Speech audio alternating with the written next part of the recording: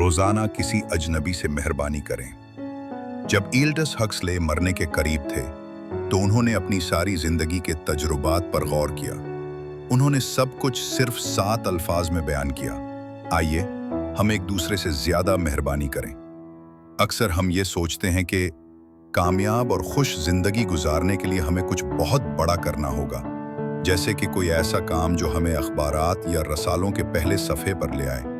लेकिन ये बिल्कुल दुरुस्त नहीं। एक मायने खेज जिंदगी छोटे छोटे अच्छे और नेक कामों से बनती है। यही छोटे अमल आखिरकार एक बड़ी कामयाबी में बदल जाते हैं। हर शख्स जो आपकी जिंदगी में आता है आपको कुछ ना कुछ सिखाता है। हर वो शख्स जिसे आप रोजाना देखते हैं आपके लिए मौका होता है कि आप हमदर्दी और अखलाक का मुजाहिरा करें। यही इंसानियत की खूबसूरती है। तो क्यों ना आप रोजाना वो बने जो आप असल में हैं और अपनी दुनिया को बेहतर बनाने की कोशिश करें।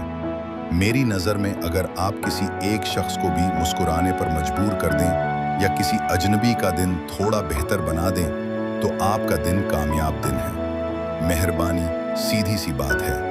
ये वो किराया है जो हमें ज़मीन पर जीने के लिए देना होता है। किसी अजनबी से हमदर्दी दिखाने के नए तरीके तलाश करें। गाड़ी में पीछे वाले शख्स का टूल टैक्स अदा कर देना, किसी ज़रूरतमंद को बस या ट्रेन में अपनी नशिस्त देना या सबसे पहले सलाम करना, ये सब मेहरबानी के बेहतरीन आगाज हो सकते हैं। हाल ही में मुझे वाशिंगटन रियासत की एक खातून का खत मिला। उन्होंने मेरी किताब the monk who sold his Ferrari पढ़ी थी।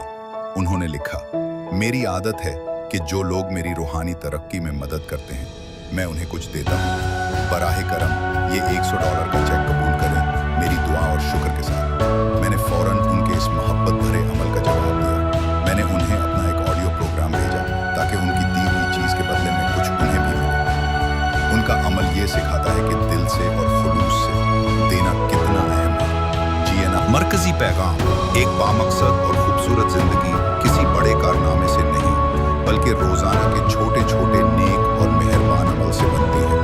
हर अजनबी एक मौका है